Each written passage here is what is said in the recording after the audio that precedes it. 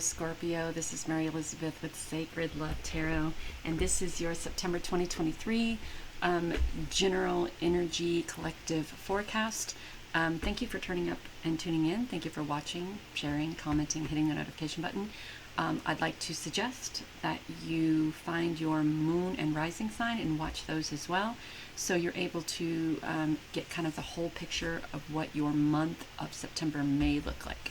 So without further ado, we are using the energy oracle to see what the overall energy for the month of September is for you.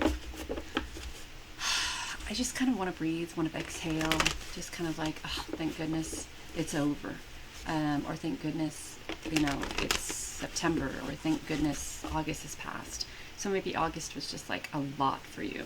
And September may have you slowing down. It may have you feeling blossoming abundance. First chakra Archangel Michael stepping into your power and thunderstorm warnings. Storm warnings. So here's the dealio with this. This is kind of what I think.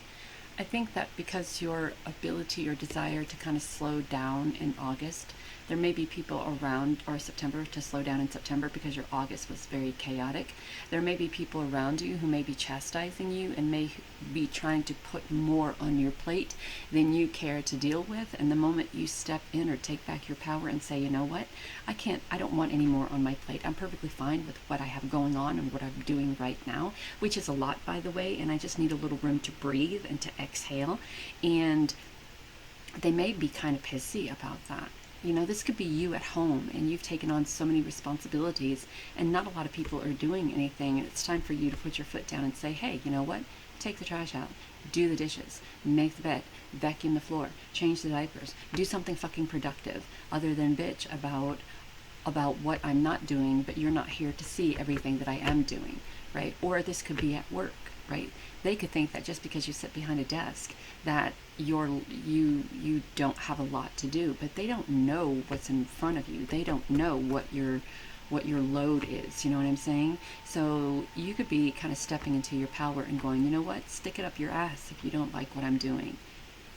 And if I'm not doing it up to your specifications, then do it yourself, right? So August could have been so chaotic for you that right now you have no qualms whatsoever about telling people to what they can do with their narcissistic, over controlling bullshit. And it's funny that the moment we step into that, and the moment we say, you know what, I will no longer allow you to use me.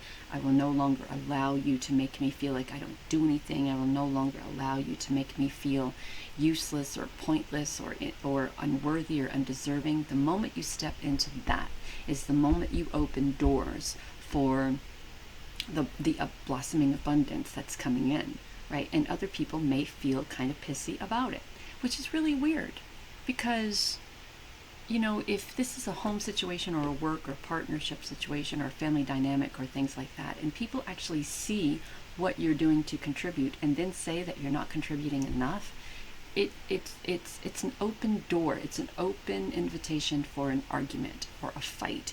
So it almost seems like these people want to have this fight. They want to have this argument. They want to have this debate. They want to have this altercation. And we're just not about it in the month of September. So you want to argue with somebody, debate or fight with somebody, I'm not here for that. So it's time for you to kind of step in your power and do what needs to be done for you. Listen to your intuition, welcome that abundance, and screw the rest. The people who are there trying to dictate and determine what you should or shouldn't be doing, or what they think you should or shouldn't be doing. Take that noise somewhere else, because I am not about it.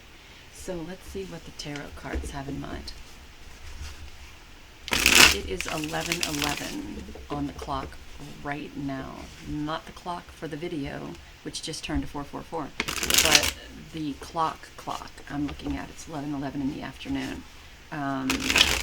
We will, at the end of the video, we'll look up what 11:11 means. So let's see. so we have the high priestess, right? So the high priestess, stability, balance, but it's also using the power that she has within herself to obtain control of the situation, and showing compassion and empathy to the situation. Now we know we want to, sometimes people need it. Sometimes people need to have the shit shaken out of them. Sometimes people need to recognize that they are not the is all that ends all, right? Sometimes people need to know that. We have way too many people who are thinking that they are better than everybody else, or the higher almighty of anybody else. And so we need to use our own discretion. We need to use our powers that we have within us, our intuition, right? Our vision, our sight. What does our intuition say? What does our spiritual homing mechanism say that's within us? And we all have it, right? And the high priestess, I kind of feel, is that spark. So we have the Fool, and we have the we have the Fool, and we have the, oh Lord have mercy, I forget, the Fool and the high priestess. So the Fool is taking that leap, and the high priestess is just recognizing, using the tools within you to kind of discern if taking that leap is something that you really desire to do. The Fool, the Magician, the high priestess. I had to look it up, y'all. I'm tired. So the Fool is taking that leap. The Magician is that spark. The high priestess ignites that spark with the magic within herself. And you may be thinking, why isn't she starting that video over? She flubbered. Well, I'm human. Somewhat. And I make mistakes, and it's okay.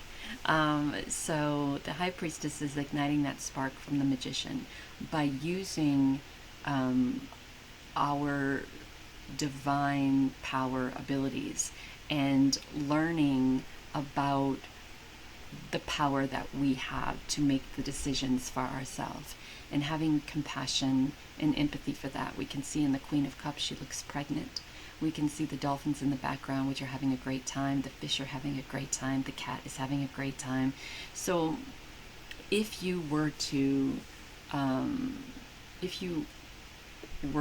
face this type of situation in the month of September, Spirit is asking you to come into a sense of balance and a sense of stability, but also a sense of knowing your true power, right? And because you have that power within, you can discern how the situation is handled. It can be as chaotic as you want, or it can be as compassionate as you want. And you hold that key. You hold that key.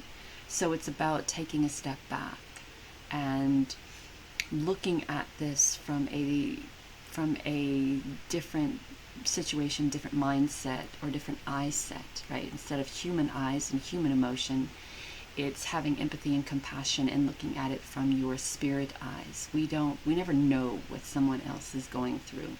We know that what it is that they're saying and doing is not comfortable to us, and we know that it is not compatible with the energy that we are going through and what we want, need, and desire. So the first thing we want to do is raise our defenses and then shake the shit out of somebody. But Spirit's saying you don't have to shake the shit out of somebody. Just have a little bit of compassion and empathy for what they are going through, and don't invest yourself into too much of their trials and tribulations, because you're only taking away from yourself.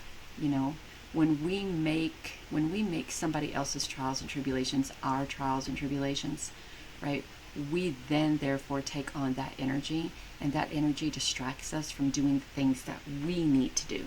which is be open and receptive to blossoming abundance, nurturing our compassion and empathy, and nurturing our physical, emotional, mental, and spiritual self. Having fun. We don't have to be a part of this storm if we don't want to be a part of that storm. It is up to us. Do you want to be a part of it? By all means, be a part of it. But it's going to distract you and take you away and maneuver you away from where you want to be, which is learning about who you are, which is stepping into your power, your balance, your stability, which is about nurturing the tools that you have within, which takes you away from learning and reading and being the best spiritual version of yourself. So it just, I guess it kind of just determines, or it's up to you to decide where in this do you stand? Where in this do you stand? So we have the King of Pentacles and we have the Lovers. This could be a relationship.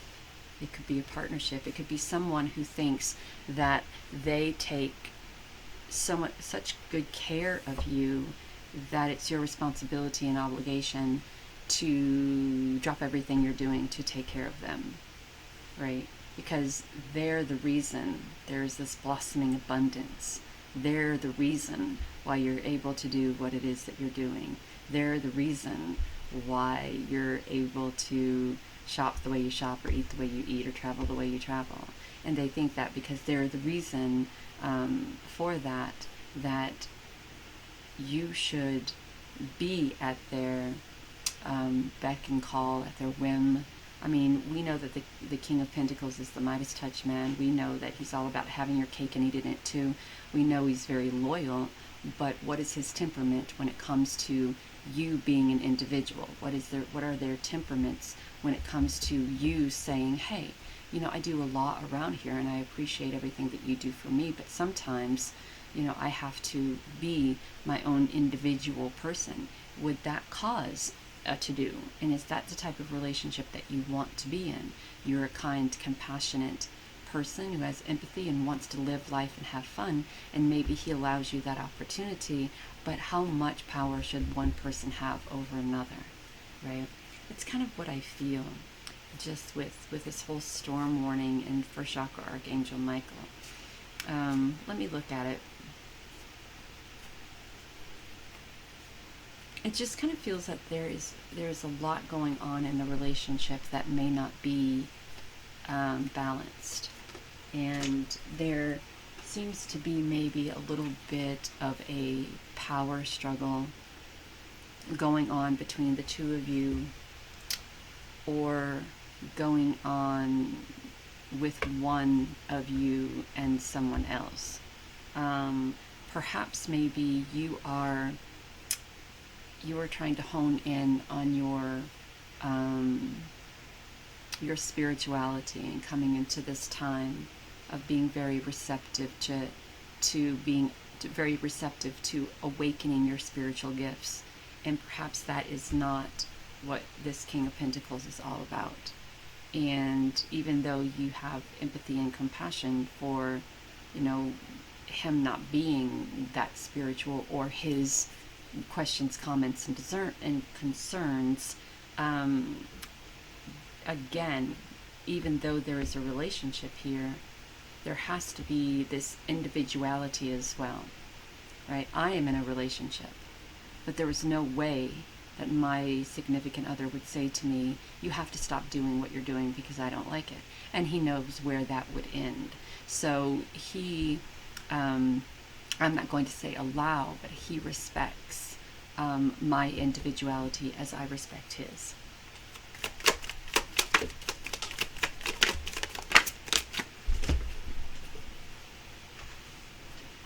So we have the Two of Cups. We have the Five of Pentacles, and so and here's another thing. It almost seems like there is a I could be wrong, but it also seems like there's another relationship happening here, or the start of another relationship. because we have the Lovers and the Two of Cups and the King of Pentacles and the Emperor. I mean, that kind of seems like there is a couple of relationships going on here. There's a relationship going on here. There's a relationship going on here. And somebody is kind of feeling left out about it. God, if I wouldn't know any better, I would be like, are there swingers involved? Or are there people who are opening to having multiple relationships and someone's feeling a little left out and a little bit of jealousy going on here? So the Two of Cups are two like-minded people who, share quite a bit. You see the fish down here, the black fish. He's in the Star card. And he obtained that fish from the wants, needs, dreams, and desires of the Star card to bring all the way over here to this fish in the Two of Cups, offering something, giving something, sharing something. So the Two of Cups energy is about offering, giving, sharing. It doesn't necessarily have to be a romantical relationship. It could be a partnership or the start of a partnership.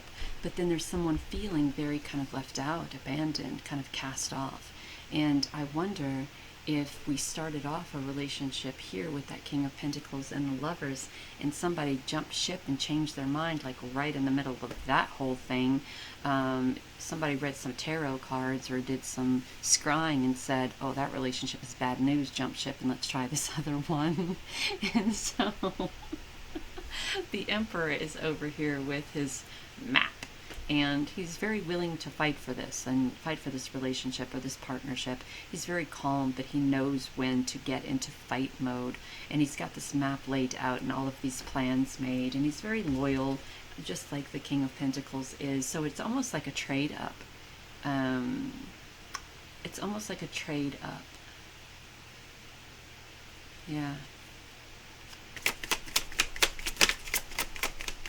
So you know how when you're talking to Spirit and you're trying to manifest relationships and you tell Spirit everything that you want, you're very adamant about what you want, and then you get that, then you realize that that may not be what you want. It may not be exactly right. He may be rich, but he may not be strong enough. He may be well off, but he may not be able to cook. He may be very intuitive, but he may not be funny. So it's like, okay, Spirit, I fucked up here. I know this is the relationship that I said I wanted, but he isn't quite what I had in mind. So then there's this other thing that happens, and someone's feeling very left out, and then there's this other relationship. So it's kind of interesting. They're both very powerful. One more than the other, of course. One is all about the money and all about having your cake and eating it too, and all about living the good life and looking toward the future and all of that. And the Emperor is more along the lines of helping that Empress, that divine feminine, create what she desires to create in her life. And it's not just about the money part, it's about everything. It's about their dreams and desires. And money can only buy you so much until, it can't buy you anything anymore. Oh, looky, we talked about the Magician. Yes, we did. So we have the Magician. Oh, there's that. Oh. Y'all need to stop it. Y'all need to stop. So we have the Magician, which we talked before. The Magician had the spark, and the High Priestess ignites that spark into something, tangible, beneficial, fruitful. And we have the Hermit, and the Hermit is look here. I don't know what's going on, but you need to do a little soul searching here. You need to kind of make a decision here. You can only go about this for so long. You wanted a relationship. We got you this relationship. You're very nurturing. You're very compassionate. Empathy, loves to have fun. And maybe the King of Cups is what you need. Both water signs, both wants to have fun, both looking toward the future, both very open, both very passionate about life. So you tried the money man. You tried the Emperor, the one who kind of helps you see and follow your dreams and desires. Then you recognized, hey, I don't really need all of these people in my life to help me do this. I can do this on my own. And so you go into kind of like hermit mode. And when you come out, you recognize that you need someone a little bit more like you. Someone nurturing, fun, someone who's compassionate. And there's a lot of masculine energy over here. With that Lovers and the Ten of Cups, the relationship and a partnership. And then we kind of throw it all up in the air. And we recognize that, we don't need anybody to have this type of power and control over us, because we are capable of that ourselves. We have the tools within to create the type of relationship that we want. And when I was searching for my significant other, I said, Spirit, this is what I want. This is someone who gets me, who gets my jokes, someone who won't cast me aside and cheat on me because of my insecurities and doubt, someone who can cook, someone who reads the room and is strong but also nurturing. And I got myself a Cancer, the second one in my life. The first one, we won't talk about it, but the second one. So I was kind of like that. I had different options, and I went with those different options, and none of those different options worked for me. And I contacted Spirit, and I wrote a letter, and wouldn't you know it, it was the Cancer all along, the second one. So this almost feels like you're looking for something, but it's very difficult for you to find what you're looking for in other people, and that may cause a little bit of to-do or a little bit of chaos here with the King of Pentacles and the Emperor. But you kind of take a step back, and you kind of figure it all out, and then you wind up with whom you wind up with. Now this could also be in relation to work. You go through different positions, maybe, but I don't feel that it's work, because we have the Lovers and the Two of Cups, and this is so relationship based. I mean, someone is feeling really left out and just searching for guidance, and I think you get that guidance with the Magician and the Hermit, and you really figure it out. So we're going to use these Divine Beloved Oracle cards. We usually use the spell casting Oracle, but I want to work with these. I haven't worked with these yet, and I want to kind of see what they give. So we have decisions. Aha! Change me, Divine Beloved, into one who can offer all decisions to you. May I trust during times of transition that the perfect actions will be shown. Grant me patience to allow events to line up as they need. And then we have True Nature, you being your true self. True self. Change me, Divine Beloved, into one who knows the true nature of our soul. Awaken me to the knowledge of the eternal. Let me know my true self as consciousness. One more, please. So I was right. This is about making decisions. It is about taking that perfect action, making that perfect decision that is best for you, and allowing your true nature to come through, right? Allowing you to be receptive to who you truly are. I invite you, Divine Beloved, to move through me in all ways, guiding my actions in every moment. Let me release all the fear and feel unbridled openness to the new. We talked about the being receptive. And that Five of Pentacles is that fear. It's fear of being left out, fear of being cast aside, fear of being abandoned, because maybe that's what happened here. And now you have someone who is nurturing and caring, and we find out that money and power isn't everything, right? If you're not nurturing, compassionate, have empathy, then what good is all of that money and power if you if all you think about is the money and power, right? And there could be, leaving that money and power and having fear of what's next, right? If you're receptive and you believe in yourself and you're patient and you do some healing, then what's next is possibly the best relationship that you'll find. And it looks to me here that you find it in this Cancer. And look at this fish. There's that fish. There's that fish. And there's that fish. Right? Getting its own little fish. Over here in the Two of Cups going, thank you for the fish. And maybe this fish is now going to go get a fish for the little black fish. And they're here in the Lovers 2 and the Two of Cups and in the Queen of Cups and in the King of Cups. So I have no doubt that this Cancer energy is where you need to be, is your divine beloved. So, Scorpio, I hope that helps. Talk soon.